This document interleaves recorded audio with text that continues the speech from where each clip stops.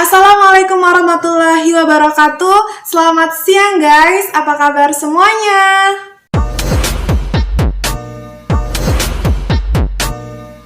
Oke, hari ini aku pengen berbagi tips ke kalian dan semoga tips ini bermanfaat dan bisa diterapkan secara bersama-sama.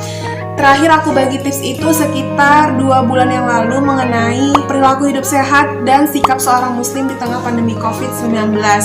Bagi kalian yang belum nonton videonya, boleh banget untuk cek aja di channel YouTube aku video sekitar 2 bulan yang lalu. Jangan lupa di komen.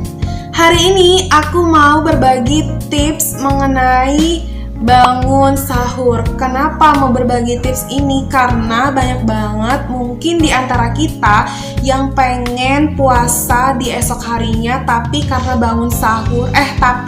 tidak bangun sahur jadi nggak puasa. Nah, tips dari aku agar kita bisa mendapatkan keberkahan di waktu sahur dan jadi puasa, sehingga dalam waktu puasa dari pagi sampai menjelang maghrib itu kita tetap kuat karena kita juga sahur. Ada beberapa tips yang harus kita lakukan bersama.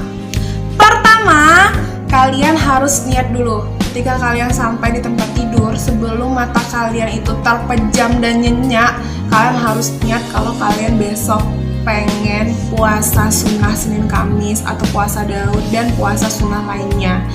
Nah, kalau udah niat nih, udah mantap banget. Kedua, kalian meminta pertolongan kepada Allah agar Allah mudahkan kita untuk bisa bangun sahur.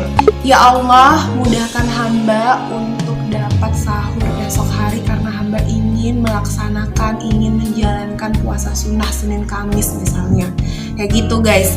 Nah, kalau udah niat, udah minta tolong ke Allah agar Allah bangunkan kita ketika waktu sahur, maka ikhtiar yang lainnya adalah yang ketiga, kalian harus tidur lebih awal untuk meminimalisir agar tidak terjadi kesiangan. Bahasa kesiangan nih, udah azan baru bangun. Jadi tidurnya tuh lebih baik di bawah jam 12. Kalau aku biasanya jam 10, jam setengah 11, paling lama jam 11 udah tidur. 4. Menghidupkan alarm dengan berbagai waktu. Nah, artinya ketika kalian pengen sahur misalnya di jam 4, maka kalian sudah menghidupkan alarm itu di jam 3, terus di jam 3.15 atau kemudian di jam 3.30.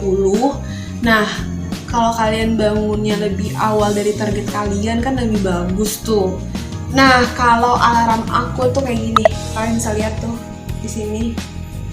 Di jam-jam segitu aku udah atur alarm, kadang bangunnya di waktu yang kedua, kadang pas banget di jam 4 tuh baru bangun gitu. Pertanyaannya, kenapa aku ngidupin alarm dengan berbagai waktu? Artinya tidak satu waktu aja di jam 4 atau di jam setengah 4. Karena dengan menghidupkan alarm di berbagai waktu itu ada kemungkinan besar kita untuk bangun.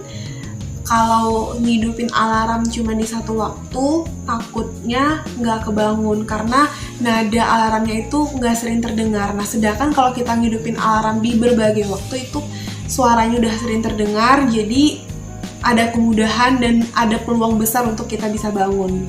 Kemudian setelah kalian menghidupkan alarm dengan berbagai waktu, jangan letakkan HP di dekat bantal kalian.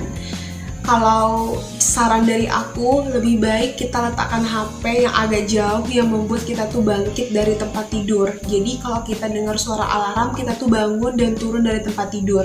Nah, maka cocoknya ngeletakkan HP-nya itu di mana? Ya tergantung dengan situasi kondisi kamar kalian. Kalau aku tuh pernah di meja rias atau di meja belajar atau juga di atas lemari kalau kalian sampai untuk mengambil HP-nya. Karena dengan kaki kita turun ke lantai itu kan kita ngerasa dingin tuh. Kemudian tangan kita juga mengambil HP dan ada gerakan, maksudnya tuh ada gerakan dari tubuh kita. Sedangkan kalau kita cuma naruhin HP di dekat bantal kita itu hanya gerakan mata dan tangan doang. Nah, biasanya sifat manusia kalau ngidupin alarm terus naruh HP di dekat bantal itu bangun, tapi matanya aja yang bangun, badannya nggak bangun. Jadi dengar alarm terus langsung dimatikan lagi. Nah, lebih baik naruh HP-nya itu agak jauh guys. yang buat kita tuh bisa bangkit, bangun, kemudian matikan alarmnya. Nah, setelah kalian bangkit, terus kan otomatis ngematiin alarm kan. Habis itu jangan tiduran lagi, coba untuk duduk aja. Kemudian baru masuk ke poin yang selanjutnya. Oke, kemudian yang kelima, kalau seandainya masih ngantuk tuh kalian boleh untuk melihat notifikasi HP sejenak, karena biasanya kan namanya manusia kalau udah lihat notifikasi handphone itu ngantuknya hilang, tapi dengan catatan tidak terlalu lama. Kalau terlalu lama, lama-lama nyaman,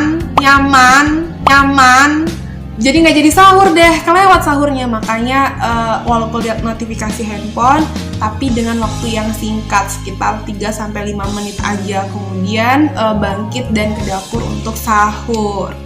Oke, cara yang terakhir adalah minta bantuan teman untuk bangunkan kita sahur. Oke guys, hanya 6 poin yang aku sampaikan, singkat banget dan mungkin untuk menerapkannya susah, tapi percayalah kalau kita paksakan, kemudian kita latih diri kita untuk mau bangun dan berniat untuk puasa, insya Allah itu akan Allah permudah. Dan percayalah guys, apa yang aku sampaikan ke kalian itu sejatinya untuk pengingat diri sendiri juga. Cukup sekian dari aku. Apabila ada salah kata, salah ucapan, salah tingkah, aku mohon maaf. Pada Allah aku mohon ampun. Billahi taufik wal hidayah. Wassalamualaikum warahmatullahi wabarakatuh.